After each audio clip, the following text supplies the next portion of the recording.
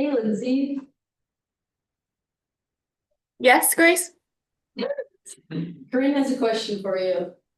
Okay. Can you reach out to the people who have missed 3 meetings in a row and see if they're still interested in maintaining their membership on here, or if we need to find different people to represent those places? Yeah, I can do that. I was actually Okay. planning to, so I'm glad you said something.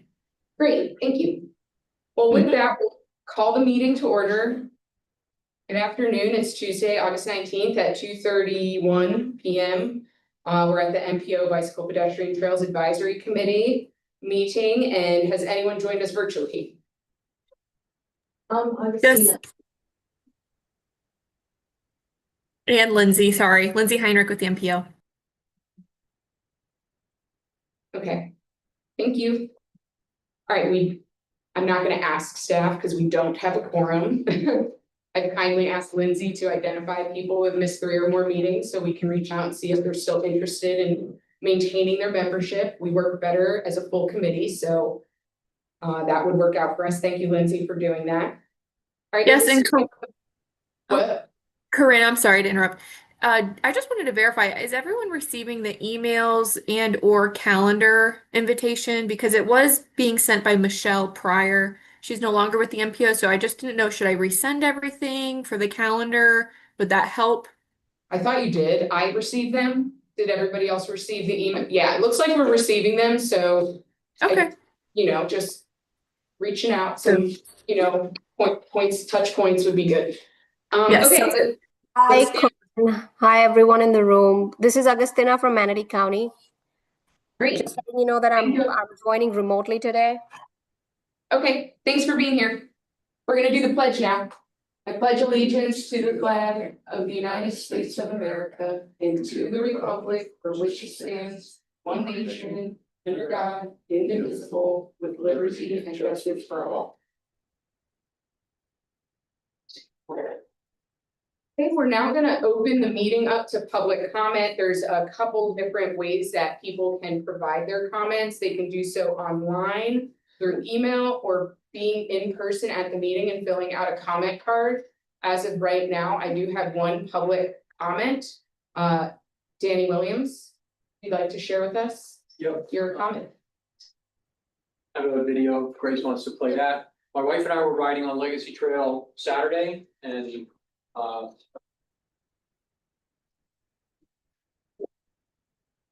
Sorry, please. While we're holding. Yeah. If you guys want to sit at the table, since we don't have a quorum, it's okay. But I can do that. Probably more comfortable chairs. all right, there we go. All right. Riding along, you see the rider.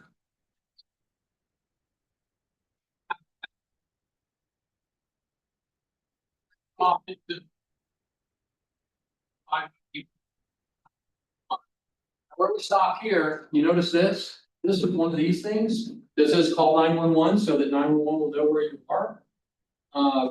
We found out that's not the case. So I think that needs to be updated. Yeah, we went over. He is in the hospital. He is critical but stable. Broken ribs and things like that. Is he on an e-bike? No, he was on a road bike, an older part road bike. Is this in the Legacy Trail? Legacy Trail eastbound, just past the, there's nothing wrong with the trail, we don't know what happened to him. I'm just trying to. Like that little jog in the trail somehow messed him up and he hooked his wheel and off he went full speed. Ended up down the ditch. Anyway, the main point that I bring to you guys is those medallions don't work. We called 911. We said, hey, we're here at LT number, it's not this number, but 18.7 or whatever it was. And they're like, what county are you in? Like, dude, I'm standing looking at the medallion, that's all you should have to know. And we had to go back to what's the cross street? What did I cross Tuttle or was that Shade? I don't know, is it Beneva? What's next? Well, there's pickleballs, which pickle? It was chaos from that, it shouldn't be. Our daughter is a dispatcher for 911, she says, yeah, they updated the system a while ago and we don't have that. So I'd like some. Put that back together, so whoever needs to do that, I figured this is a place to bring it up. And they receive location off your phone if you send them like location? No. So that's another thing which ought to be looked at. Have you provided this information to the county? Is there a response? I just happened Saturday, I just made the video today, this was the first public place I brought it to, sent it to the family. I'll send it to, Yeah, send it to the county because they can, I mean, they're responsible for all of the information, signage, markers on the legacy trail. So they would wanna know that that's not working, or if there is the right like way, a 311. the right way to use that, then they would have that Send it to the information. county via 311. Just send it to us. Send it to the MPO and they will send it to the appropriate. Now, now an operator should have updated signage. Yeah, They'll get bigger. and or if that's not what they're used for, some education on what they're used Why they're there. for, yeah. Great. And I'll Thank bring you. up, for anyone who ever needs to know it, there's an app called What Three Words that Mhm. also works, and they can use that. We didn't have that queued up because we're standing on the medallion. So in the middle of the chaos of the call, we didn't want to stop and pull up the app and look up the thing. If we didn't have the medallion, we would have had it already before we even called. So if you're ever at a place that doesn't have medallions like that, out on a walking trail or whatever, put the What Three Words app in your phone and it will give you 3 words that will put you within a 10-foot square anywhere on the planet, and they will be able to find you. And you don't have to know cross streets. Thank you, Dan. Thanks. Grace, were there any other public comments that were provided? Nope, Do we have a quorum now? I don't know, let me count again. Maybe if everyone went around and said their names, that would be helpful, because I Well, never. okay, 1, 2, 3, 4, 5, 6, 7. We got 8. We got 8 people here, plus including me. No, Okay, it says we need 11. yeah. All right, we're gonna skip the minutes, because we can't vote on them, but does anybody have any comments on the minutes that we would make changes and before next time? Bruce? They have my name as a citizen, they've got Trevor Pool, K and H, I don't know what those are, that's not me. Oh, okay, I see, it should have been a, On there, yeah, in the consult, so we'll update that. You did it for. yeah. I didn't know what that meant. No worries. Are you a member? Brandon Morgano from the city of Palmetto. So yes or yes? Okay, we're still don't have a quorum, but we got 9. Okay, do you know where your name No, I tag is? I haven't been here in a while. I Okay. generally come in online. All right, So, perfect. just maybe if you guys can show them after the meeting where if you come in again, great for having me, thank you for being here. So we're gonna move on, like I said, unless you have, anyone else have any comments on the minutes that they can correct for next time? Okay, so we'll move on to FDOT report. It doesn't look like, Me, oh, that's gonna be you. Okay, Brian Brown with the MPO on FDOT reports. they apologize for not being here today. Sure, But sure. I just want to take this time, I know I've reached out to a number of you in the last couple weeks regarding TA funding and projects that we've been trying to get funded through our process. As you may know, the MPO had a substantial kind of fall of TA funds due to other projects being either delayed or deferred through the work program process, so we had an allocation of about $6 million of TA funds in our current year box. We've done our best to get those allocated to projects that are within our priority list, prioritized by this group, TAC and board. We've come up with 3 projects. While we won't be able to get them funded in 2026 due to budgetary constraints provided by the department, we are able to fund them primarily in 2027. I've got a list of them and the outcomes provided by the department from that programming process. The first being we were able to restore for Beneva and Bobby Jones Circus Boulevard. City of Sarasota, we were able to restore 550 Suntrail money that was removed due to appropriation, and then fill the other 550 using SU dollars. We've also, that was for 26, and then construction, we allocated about $30 million between TA and SU in 28 for construction, along with CEI in 28. I'll provide all this afterwards as well. For 17th Street Regional Park, connecting there to Circus Trail and up to the UTC Nathan Benderson area. We're able to program about $3 million, which will cover the construction costs for that project using TA funds in 2027. And then as well as Manatee Avenue Sun Trail segment from 75th down to 9th. That was also submitted through our process. We were able to program $8 million PB&E funds to get that started and underway using TA funds in 2027 as well. So that's effectively going to spend down the majority of the funds that have been rolled off other projects. And we try to do that pretty equitably across the region on the top 3 major priorities that we had coming out of the MPO process. So while they're not here to answer any questions about their budgetary constraint issues or other things related to that, I'll happily take any questions on the projects that were funded during this last cycle. Does anyone have any questions for Ryan? Take it easy on him, he's not FDOT. Don't know what to do. All right, thanks, Ryan, we appreciate it. All right, moving on to NPO reports, we got project prioritization first, and that's gonna be Nina. Yes. I do have some slides. Do you have the clicker? Yeah. So this is a follow-up item from our meeting on April 15th. So just a couple of some background information, jog our memories 4 months ago, it was a long time ago. So at the April 15th meeting, we presented our high injury network, sort of provided the update that we were making some we were doing a refined analysis of the high injury network, that identified 1 mile segments based on the number of KSI crashes. And we did this for all KSI crashes and then also focused on non-motorized, and that's what we presented on the map to the right. And then we also provided an update that the project prioritization scoring had been updated as part of the development for the 2050 long range transportation plan, and specifically for the LRTP only. And that the refined HIN would help us identify safety projects for the 2050 LRTP. From there was a request for staff to rescore some of the priority projects using the updated prioritization process developed for the 2050 LRTP. And so that's what we're bringing back to you today. So in scoring the projects, we focused specifically on the adopted TA unfunded priorities. And the reason was we didn't necessarily want to cherry pick projects out of the priority list because we wanted to see how the projects were ranking, were changing relative to the others on the list. So these are the unfunded TA priorities from the list that was adopted in March. There has been some changes to it, but that's regardless to this exercise. And so here on the left, you see that same list of projects. The second set of columns is how they are ranked on the 2024 priority list, and they're scored there in the second column. And then the last two columns is how those same projects ranked with the prioritization scores developed for the 2050 LRTP. So largely, the rankings stayed very similar. The 1 through 7, 2 projects did switch spots.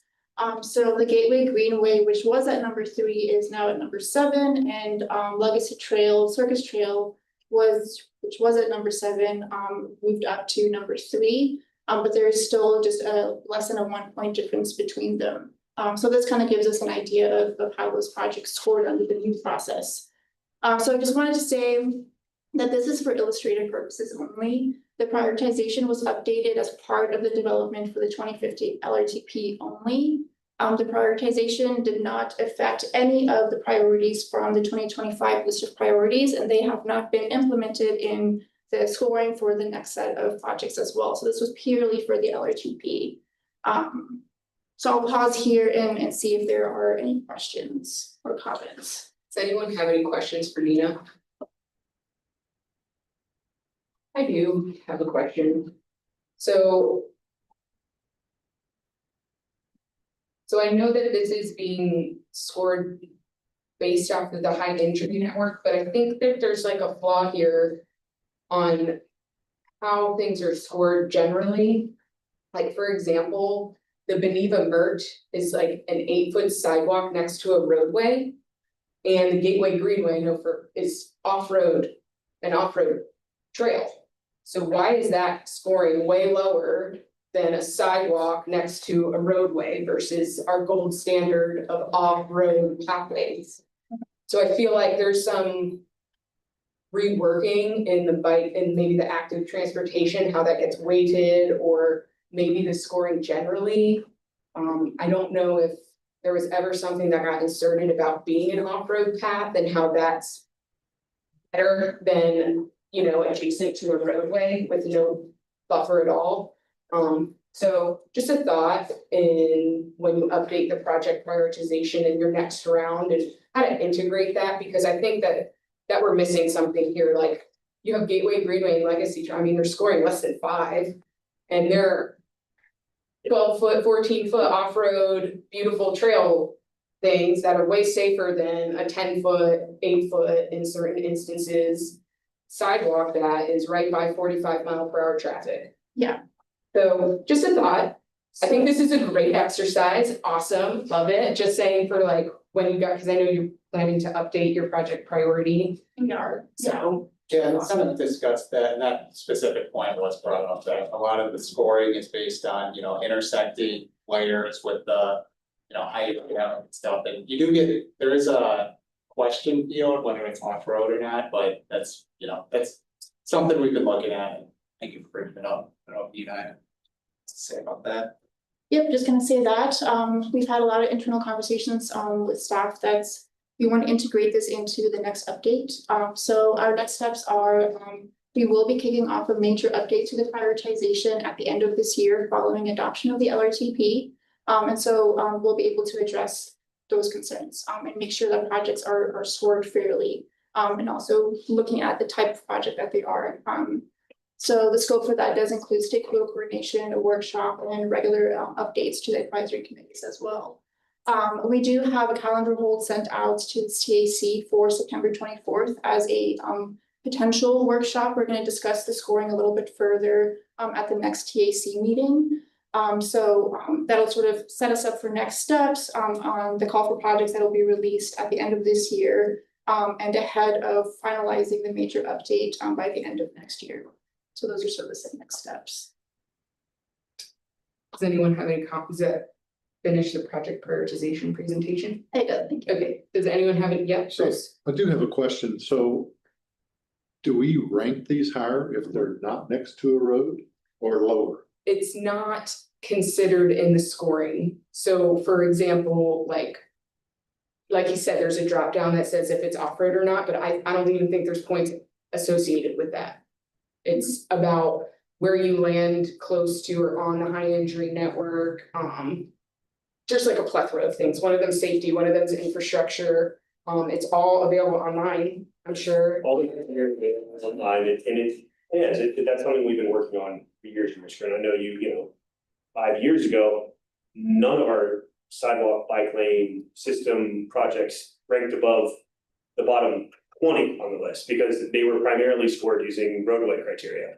We've made a step in that direction by waiting for active transportation, so if you're in a safety concerned area or an area where, off-system mobility is more important, we've started to weight those in a better proximity to one another. So we've seen some of those projects pull up near the top. I mean, bike ped projects didn't used to score above maybe 2 at any given time. Now we're seeing them in the 5, 6s, and 7s. So to Corinne's point, that would have to be another subset within the criteria if we want to talk about further evaluating the importance of on-system or off-system, next to major roadways, speed. All those things would have to be considered when we evaluate the criteria in the next cycle. So currently, on-road versus off-road is not considered as a criteria, just because that's not the way we addressed it probably 5 years ago. So that's something we'll take a look at in the upcoming cycle.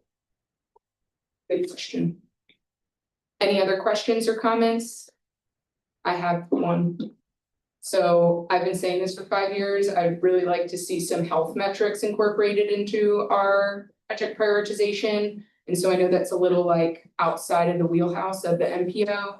Is there a way to get some subgroups formed to have some experts work through that with you guys? You can talk about your health and safety, we want to do out in the future.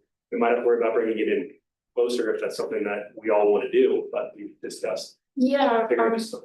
and we actually have an opportunity to talk to the Department of Health as well and sort of see how we can link it to their next major update.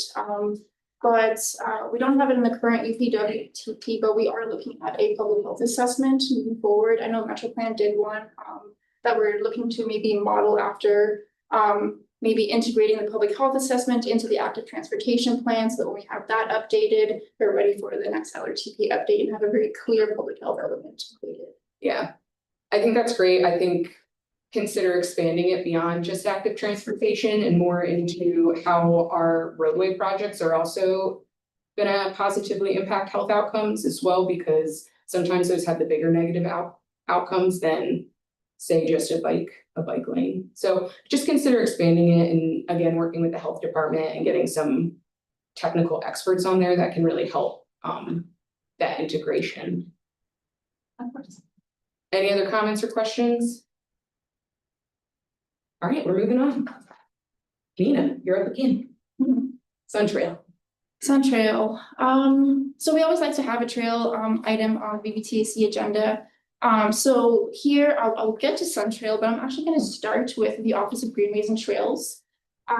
So the counties in particular would have received an email from John Groves, who is the new regional coordinator for the Office of Greenways and Trails since November. So if you don't have his contact, I would certainly write down his email address. But since the system plan was approved at the end of 2023, OGT is now working on a status update of their priority trail corridors. And so they're just taking a look at has there been any changes to the priority trail statuses?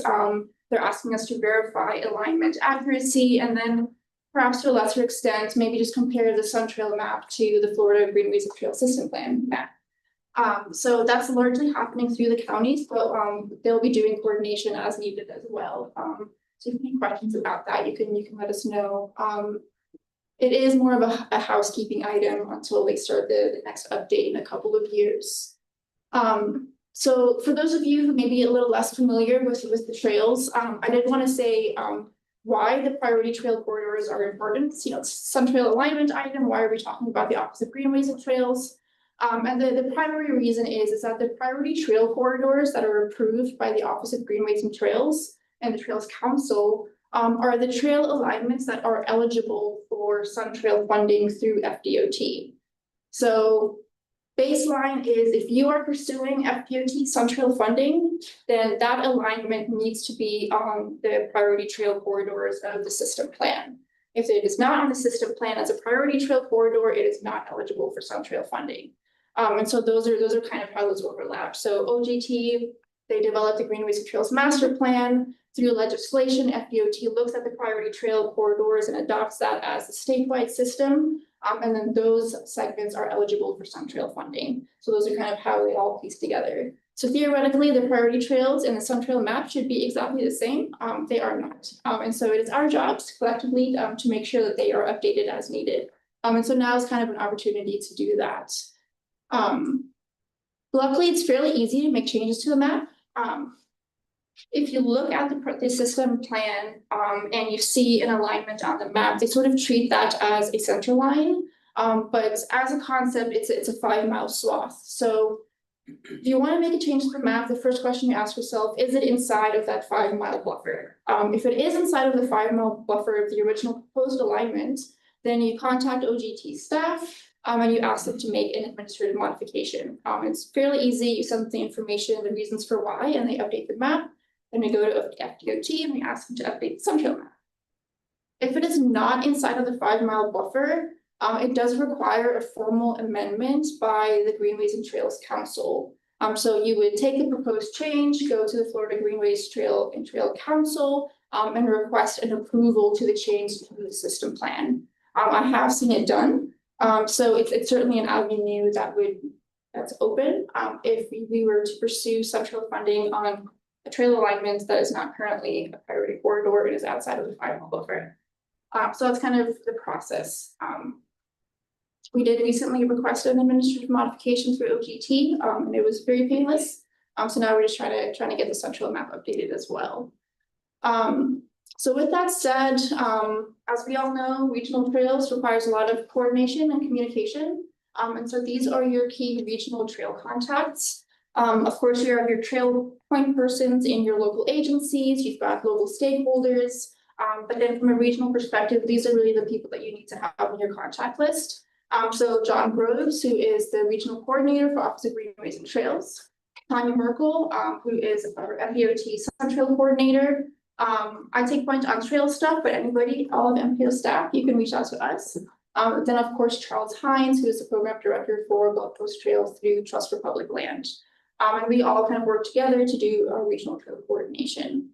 So if you're going to make a change to the map, let's talk to each other while we do that. So with that said, coming up, we've got a potential Sun Trail funding solicitation cycle. Usually it comes out towards the end of the year. There has been no announcement yet. I do want to clarify that, but now is an opportunity to take a look at those maps, make the changes we need to. And if there is a new project, make sure that it is on the MPO's priority list. In order for a project to be eligible for Sun Trail funding, it must also be prioritized by the MPO. So we've got 3 board meetings between now and the end of the year. So you've got 3 opportunities to add it to the list, if you need to. So I would do the housekeeping, right? Now's the opportunity to do that. Also, next spring and the summer, the MPO will work with Charles, the Gulf Coast Trail Coordinator, to host sort of like a regional workshop or a stakeholder meeting, where we can talk between the counties, we can talk to Hillsborough, and we can also talk to Charlotte. And we've got Charlotte County Punta Gorda MPO here as well, and very important for making those connections down to the south as well. So stay tuned. We'll send out dates in the conference. And then just it's a couple of years from now, but the system plan update will get kicked off in 2027. So if we do the coordination now, over the next year, we'll be ready for that update when it happens. Any questions for Nina? Before we move on, I will add that even if it's on the opportunity map, the trails and priorities or opportunities, you're also eligible for a grant program. It's offered through the Florida Greenways and Trails, beyond Sun Trail. So being on that map is kind of critical for some funding opportunities outside of Sun Trail as well. So think about that as you work through your trail systems plans, internally and externally. Okay. Next, we have Nick in the interim safety report. Thank you. So hard to believe, but we're a good chunk of the way through 2025. It's time to look at the crash data and the available data, see how we're doing. So as many of you know, we're federally required to track these 5 performance measures: the number and rate of fatalities, the number and rate of serious injuries, as well as the number of non-motorized fatalities and serious injuries. And these targets are established as 5-year rolling averages. So we're currently in 2021 and 2025. And the rates are a function of per 100 million daily vehicle miles traveled. So certainly not something we do annually. For the current targets were adopted by the MPO board in January of this year. And similar to 21 of the 27 other MPOs, we've in Florida, we are following the Vision Zero framework, in that we are saying that no death or serious injury is acceptable on our transportation system. So our goal is 0 fatalities, zero serious injuries, and same goes for non-motorized users as well. So here we have a table with the 5-year rolling averages. And the reason, some background reason we use 5-year rolling averages is to avoid year-to-year fluctuations. And what's kind of exciting from a data point of view is we're finally leaving 2020 behind. For many other reasons, we are also happy to put that behind us. But what 2020 was an outlier that even with the 5-year average, we think it's been skewing data a little bit. It had low vehicle miles traveled, low number of crashes, so you have less people on the road and higher speeds, which resulted in pretty much keeping the same or even elevated fatalities and serious injuries. So with the data available, we've projected, compared to the 2019 to 2023 average, that will really just see a continuation of a lot of the trends we've discussed in previous safety reports. So continued reduction in fatalities and serious injuries, really continuing to plummet, which is good. But it is important to note, especially for the bike ped trails committee here, that while, like, for example, the serious injuries are down almost 30%, what we have is non-motorized users seeing some reduction, but still making out an outsized proportion of that. So that could suggest that some safety improvements in the area are making things more safe for cars, or, there's also been plenty of improvements in, car manufacturing and safety features in there. So that's definitely something we're gonna try to hone in on, is addressing the non-motorized users. And as sort of a baseline for understanding and putting data in context, this region's seen a lot of growth. That's a lot more vehicle miles traveled. So from when we started this, 5-year rolling averages, as far back as the graph goes, we've added about 12.8% in terms of the vehicle miles traveled, and the average annual crashes have gone up 10%. So kind of a pretty similar increase across the board for that, but a little bit lower for total crashes, which suggests some improvement.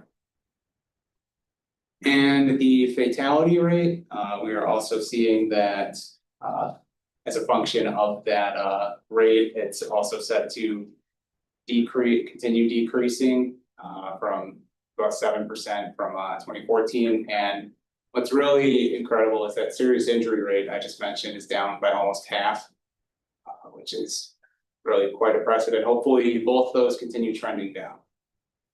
And for this graph, we're getting into the actual counts of fatalities and serious injuries. The orange bar in both graphs is the total amount, and the black bar is the vulnerable road users, so our bicyclists and pedestrians.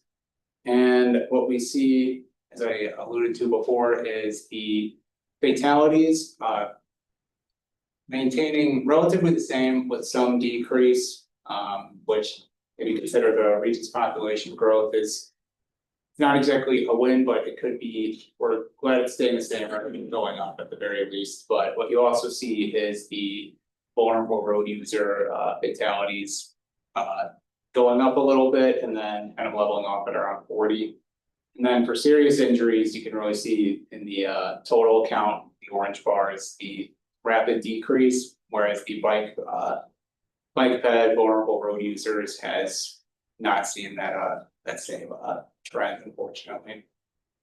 And I just threw this in here. I remember previous meetings when we're talking about hundreds of millions of vehicle miles traveled. It's kind of hard to conceptualize. So just this is a per capita rate of crashes and crash fatalities, and with those we also see a decrease, which is good. And moving away from the 5-year averages, I'm going to take a look at the 2025 crashes and the data that we have available so far. So Signal 4 always operates, which is where we pull the crash data from. It operates at a lag. It's continuously updated day to day. And I pulled this at the end of July, early August, and they had crashes up to May 30th. That doesn't mean that's every crash that occurred by May 30th, especially those fatal crashes. Those often have a lot of investigation and take time to sort of show up in that database. But what we have so far is about 9,000 total crashes, 33 fatalities, 315 serious injuries, and as a subset of that, we have 10 fatalities for non-motorized road users, 60 serious injuries, about 70 total vulnerable road user serious and fatal crashes. And while digging into the data, there's a plethora of variables. So I decided to take out the most common crash types represented in these serious or fatal crashes. Pedestrian crashes stand out because not only are they common as far as the crash types go, but they're also, as a proportion of KSI crashes, they're also quite fatal. And the other most common ones we see are left turn, intersection related crashes, off-road, which could indicate high rate of speed, as well as head-on collisions. And you can see the total KSI and the fatalities there. And this is, by the way, this is all the crash types that were KSI coded, except for one's marked as other. So another interesting data point there is that out of rear ends, which are typically lower speed, you have 50 crashes, which is actually the most, but only 1 fatality, and rollovers being relatively rare, but exceedingly fatal, and angle coming somewhere in between. So as I mentioned, there's many variables to look at. So I was trying to find key takeaways to share here, and with the data that I pulled by then, something that really stood out to me was that 100% of the bike ped fatalities in the region occurred at night. You can see those as the black bars, and the orange is serious injuries. So you can see there's way more, there's way more serious injury crashes during the day. But for one reason or another, once it's nighttime, whether it's lighted or not lighted, that's when the fatalities really start to clear up.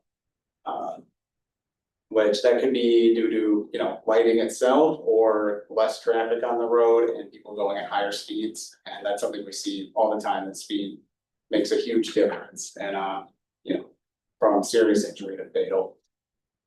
And in combination to that, I actually looked at the crash reports and went on the ground to kind of, you know, provide another view of things. The screenshots on the right are a selection of the fatal pedestrian walking paths.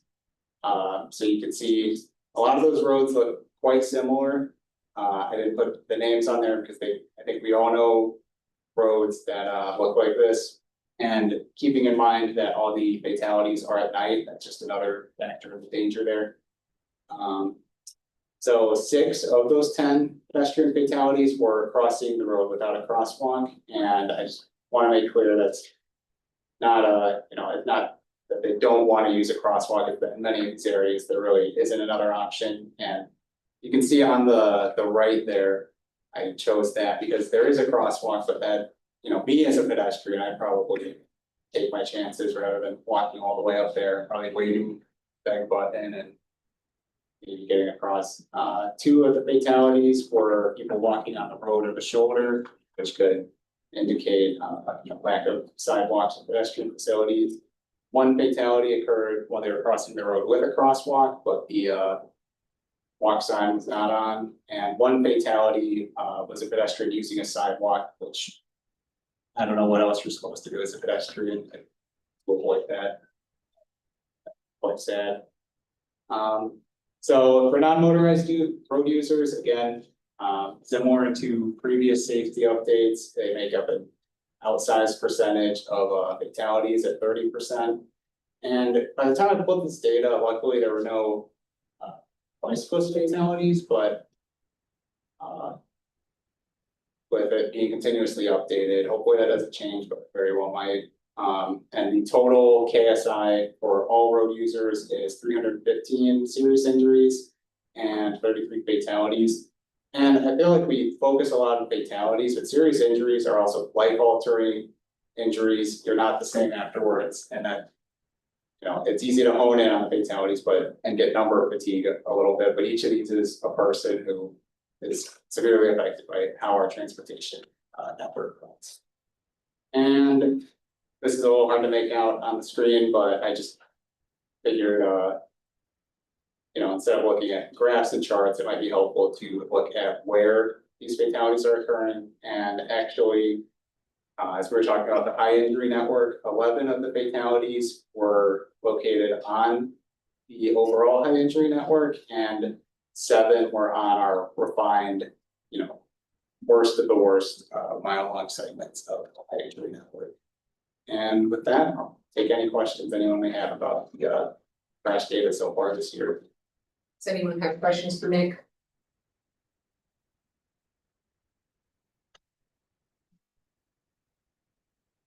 Job well done.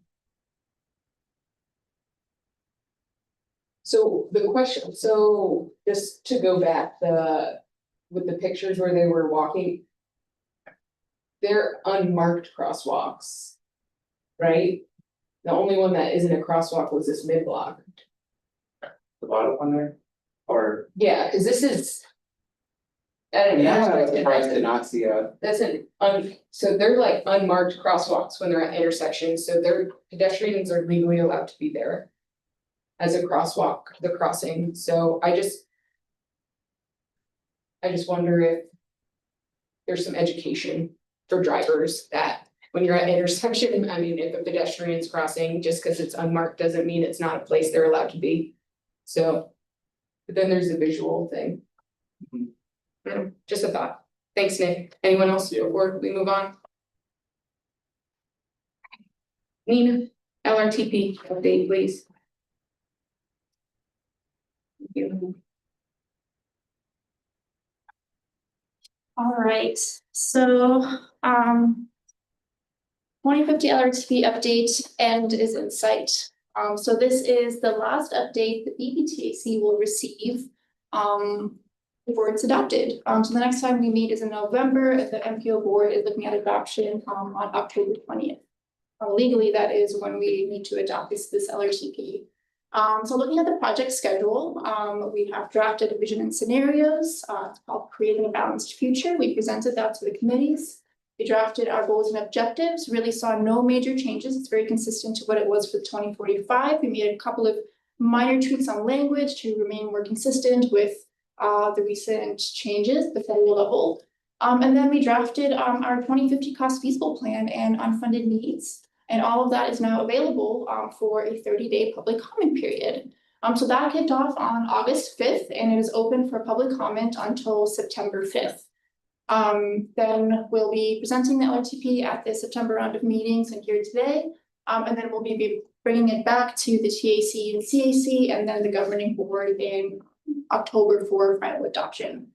So I just wanted to give you an update on what we've sort of done since you all were last updated. So to recap, this is what I presented in April. We were working on finalizing our 2050 revenue projections. We had looked at local revenue sources and then our state and federal revenue sources. For the MPO, those are our SU funds and the TA funds, the Transportation Alternative Funds. The HERO funds are no longer available. And then we also look at the TRIP funding just to help the local agencies prioritize big capacity projects. We also presented the outcomes of the revenue projection. These are the numbers that we came out with. The state and federal projections are provided by the state. And then we worked with the locals to look at those local projections. What we found was that there's approximately 50% decrease in state and federal relative to the 2045. And that about 50 of the state and federal would go to the strategic intermodal system.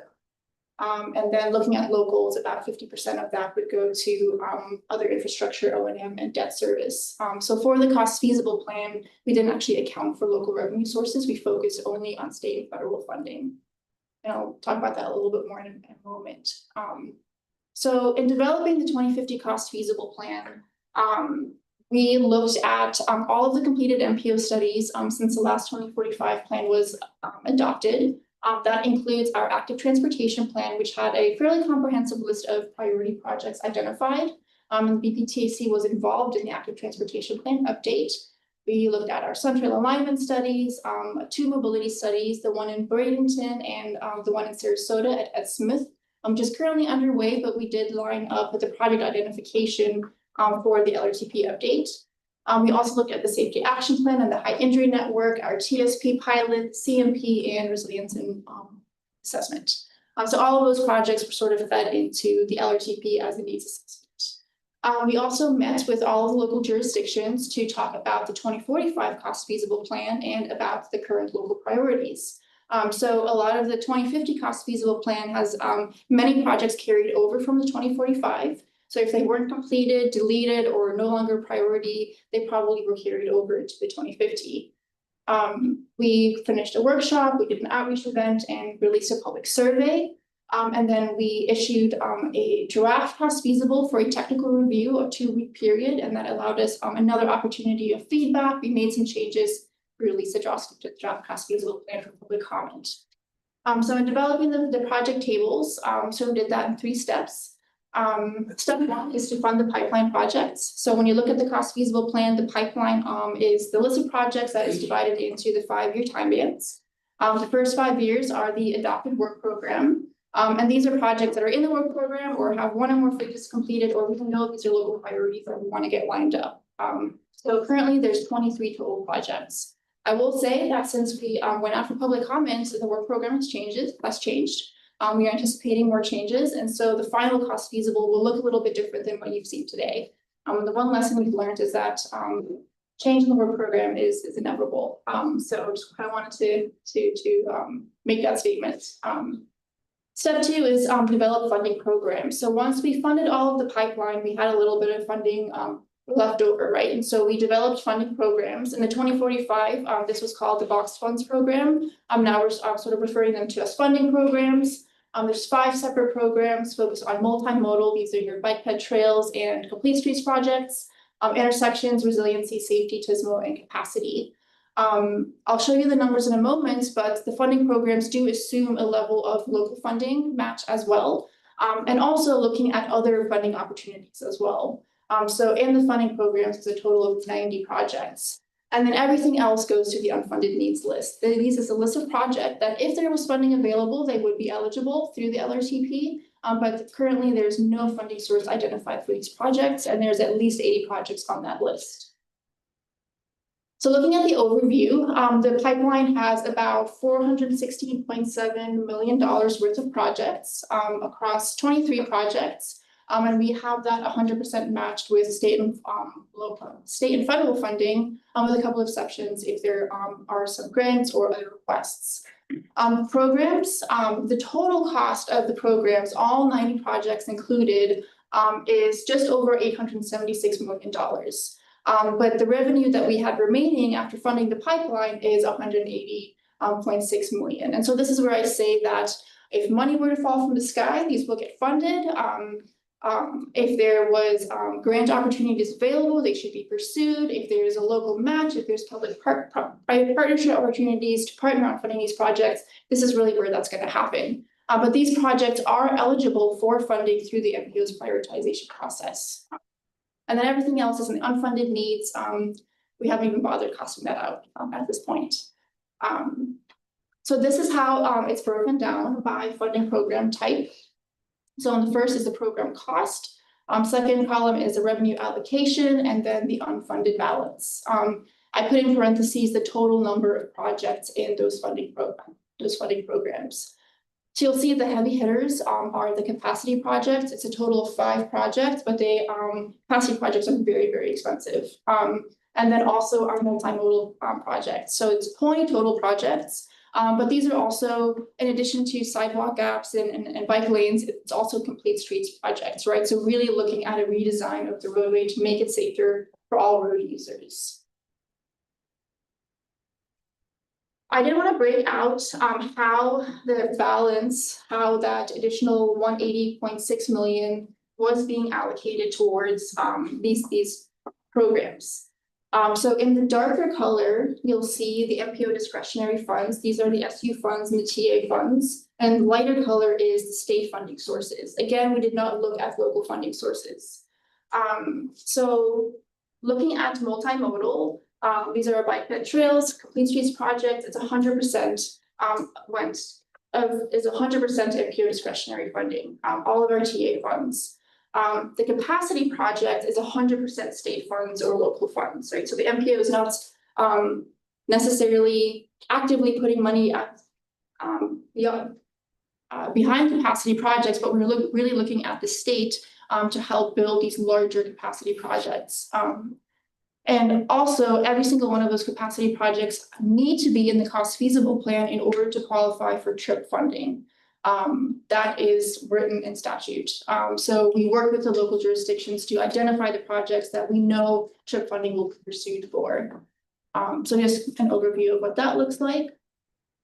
So when you go online and you look at the draft 2050 long range transportation plan, go to chapter 11, and that is where the cost feasible plan is. So for the pipeline and each of the funding programs, we have a map and we have the list of projects broken out like this. So I just pulled the multimodal program.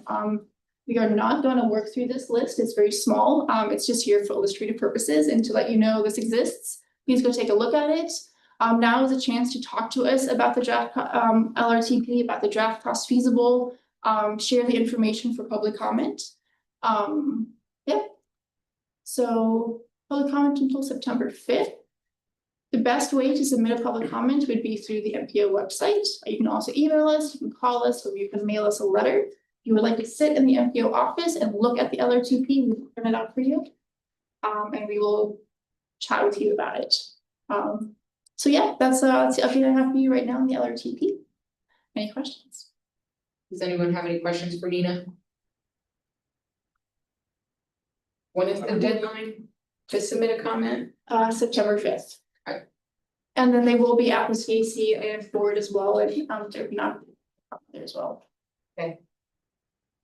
Any other questions or comments for Nina? Okay, thank you. Do the people online count towards the quorum? Alright. We're gonna go to once around the table. Rich wants to share something that's, if we can bring up the pictures. Yeah, Lindsay, if we could bring them up to me. Oh, there she is. Lindsay, right. Oh. I was asked by several bike clubs to go and review the new road, Route 44, going over the Braden River as well as going over 75. This is a major enhancement for not only cycling, but also mobility for people walking. This is what I first saw when I went over the Braden River. It's since been cleaned up. I reached out to Manatee and they've taken care of it. Next slide. Next slide.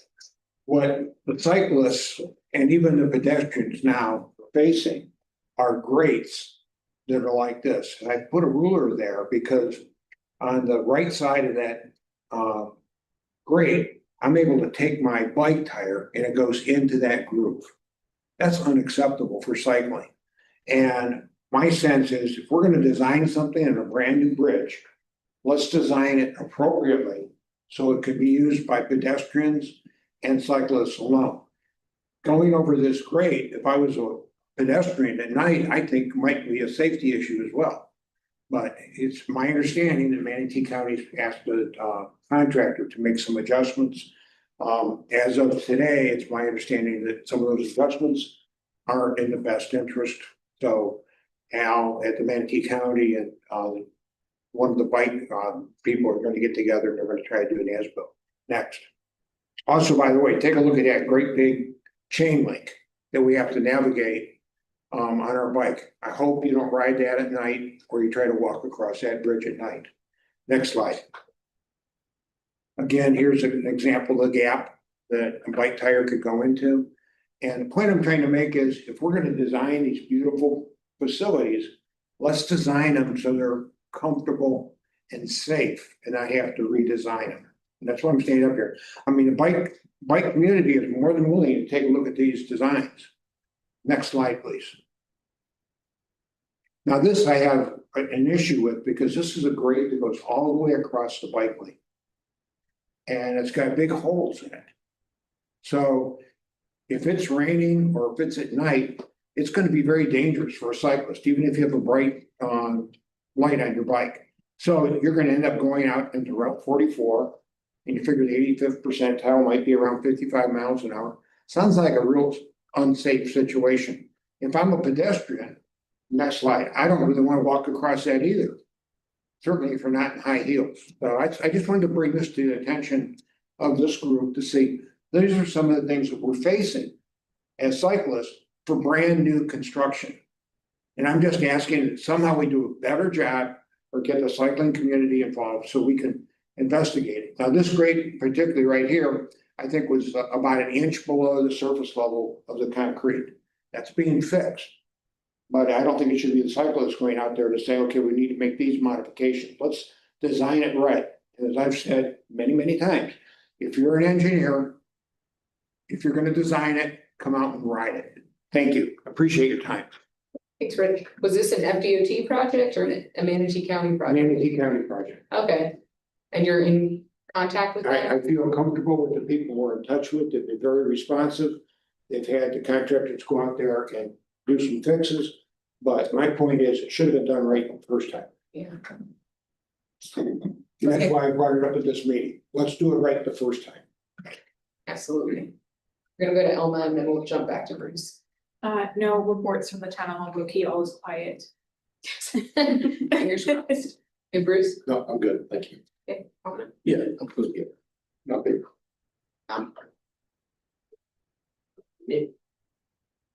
Okay, the city of Sarasota, there's an FDOT meeting tonight at the library, the Five Points Library.